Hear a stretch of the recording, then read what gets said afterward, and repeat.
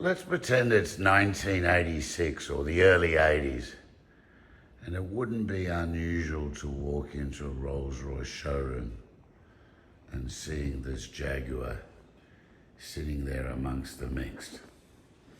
I remember back in the days in Australia, you'd go down to the Rolls-Royce dealer and they would also represent Jaguar and a few other British brands. So in the vein of that, I thought I'd bring you this today. So this is a 1986 XJ6 Jaguar Series 3, but this is a rest of the world spec car, or mostly at least. First thing you'll notice, it has these pepper pot wheels. These were a wheel that were introduced in Series 3.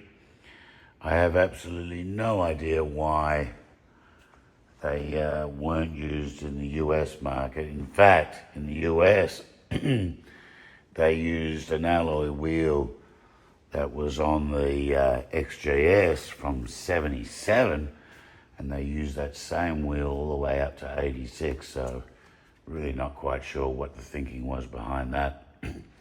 So this is an 86 Series 3. It's finished in cobalt blue. And as we go around, you'll see certain things that make it step apart from the American counterpart. Firstly, you'll see these rear headrests. These were a rest of world thing on the up-spec model. The wheels, of course, I pointed out. What I love is the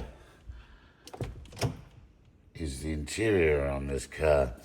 Not many people would know that you could also order cloth instead of leather. It was a no-cost option, and I rather like it.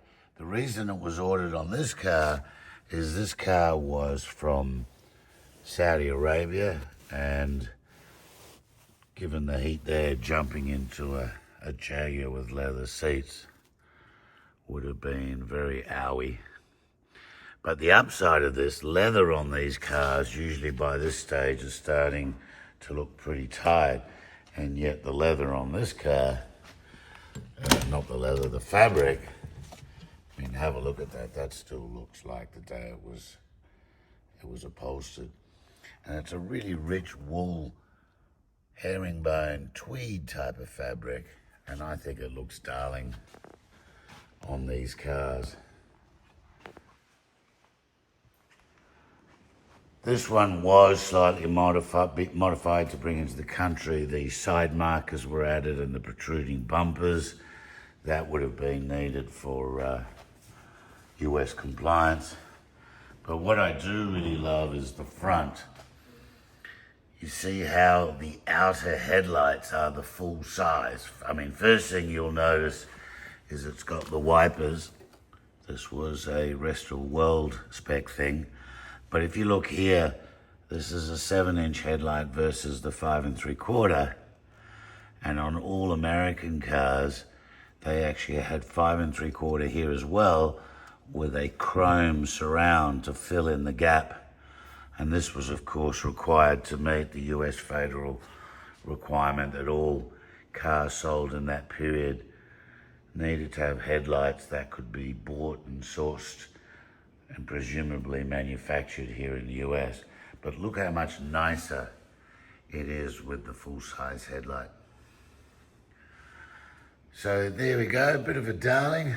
As I say, let's pretend it's 1986, and this is what you most likely would have found sitting on the floor in your Rolls-Royce showroom as a cousin, if you like, to its Rolls-Royce counterpart. Very beautiful example, fully maintained. I love her. Rod Sala, most of you know me by now. Those that don't, you can always find me on park-ward.com.